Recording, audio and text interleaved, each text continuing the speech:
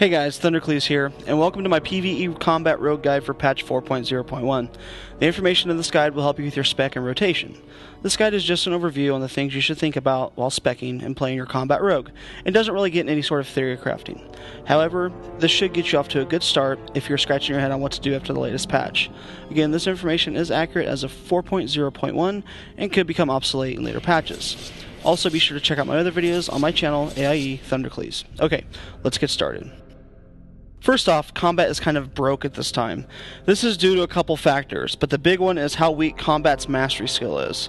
Blizzard has even admitted that it is weak and it needs to be buffed. At the BlizzCon class Q&A panel, it was said that they will basically be quadrupling the potency of combat's mastery skill. Until that time, from my testing, conversation with other rogues, and everything I have read, combat just isn't good for single target raid DPS. Your best bet at this time is assassination, unless you don't have any daggers at all at your disposal. That being said, even if you do have daggers that are lower item level and DPS, assassination will still probably do more DPS. That's the case for me. I have eye level 264 axes and eye level 251 daggers, and assassination is better for me. However, combat is good for something. In my opinion, combat is still the way to go for soloing and trash mobs in raids and dungeons. The combination of Blade Flurry and Killing Spree still gets the job done, and it's pretty fun. Also, the combination of Adrenaline Rush and Fan of Knives can do quite a bit of damage too, but not as much as it used to. So let's take a look at the talents you should choose for combat. The talents interface looks a little bit different after the latest patch. Once you choose a specific spec, you are locked into it until you spend 31 points on it. You get some abilities right off the bat that you used to have to spend 41 points on, like Mutilate and Shadow Step. There are some other abilities you'll get as well as your mastery ability. Since this is a combat rogue guide, we're going to choose combat. I'm not going to go into detail on what each ability does, but I will cover some of the ones you really should choose. Now, the talents you should take for combat are Improved Sinister Strike, Precision, Improved Slice and Dice, Aggression, Lightning Reflexes, Revealing Strike, Combat Potency, Adrenaline Rush, Savage Combat, Bandit's Guile, Relentless Blades, and finally Killing Spree. That leaves us with 4 filler points for combat. I chose to put them into Improved Recuperate and Reinforced Leather to help out my survivability when soloing and my raid healers. Improved Sprint, Blade Twisting, and Improved Kick are also okay to choose as well. It's all up to personal preference. You'll have 5 points left to put into other trees. You want to put those into Lethality and Relentless Strikes. Now for glyphs. I went with Glyph of Sinister Strike, Adrenaline Rush, and Rupture for prime glyphs, Fan of Knives, Cloak of Shadows, and Blade Flurry for major glyphs, and Glyph of Poison, Blurred Speed, and Safe Fall for minor. Other options for glyphs are Killing Spree, Slice and Dice, and Revealing Strikes. It's all up to your personal preference. Okay, so here we go with the rotation. Now, it really isn't mandatory to come out of stealth, but the extra damage that Rupture does is always nice. Now, we are going to want to get Slice and Dice and Rupture going. Slice and Dice is your priority, and then Rupture. Basically, your whole goal in this rotation is to keep Slice and Dice and Rupture up at all times.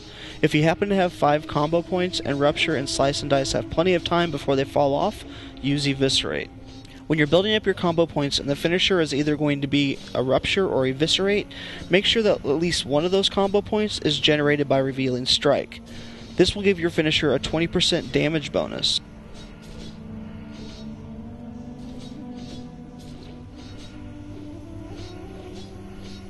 Now, the other thing we need to think about during the rotation is the status of Bandit's Guile. You'll need to try to time your damaging finishing moves for when it's at 15%. They do more damage then. When it is 5%, that's when you want to refresh Slice and Dice. If you can get this cycle down, your damage will be higher. Blade Flurry is no longer something that you want to use on single targets because energy regeneration is now reduced by 20% when active. The only time you want to use this is when you have more than one target that needs damage done to it.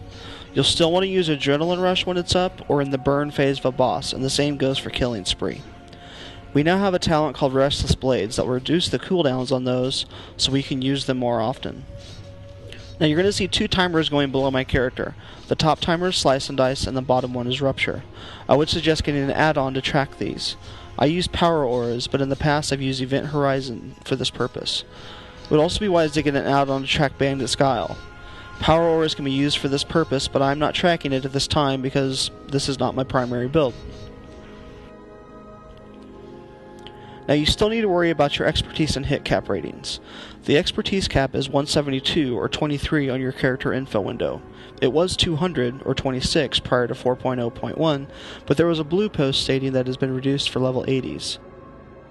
Your poison hit cap is as follows: 3 points of precision, 289, 2 points, 342, 1 point, 394, and no points, 446. While this means you'll still miss some white attacks, your special attacks will never miss, and your poisons will never be resisted.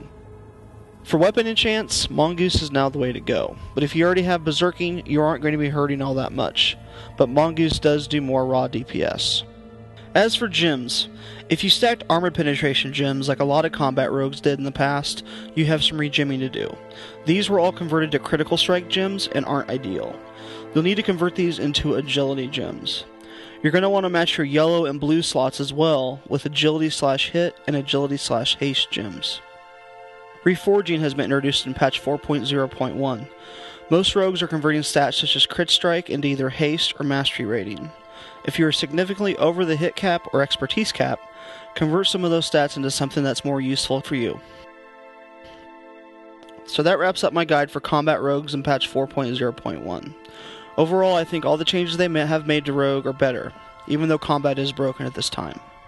Good luck and see you in Cataclysm.